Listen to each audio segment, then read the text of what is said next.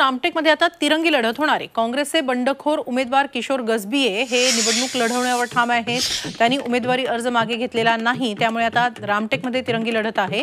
मवियाचे आणि काँग्रेसचे अधिकृत उमेदवार श्यामकुमार बर्वे, महायुती आणि शिवसेना शिंदे पक्षाचे उमेदवार राजू पारवे आणि काँग्रेसचे बंडखोर अपक्ष उमेदवार किशोर गजबिये अशी तिघांमध्ये रामटेकमध्ये इथे लढत होणार आहे। उद्धव बाळासाहेब ठाकरे यांच्या पक्षातून बंडखोरी केलेले सुरेश साखरे यांची समजूत काढण्यात ठाकरे गटाच्या वरिष्ठांना अखेर यश आलंय। साखरे यांनी अर्ज माघारी घेण्याच्या शेवटच्या दिवशी अर्ज मागे घेतलाय।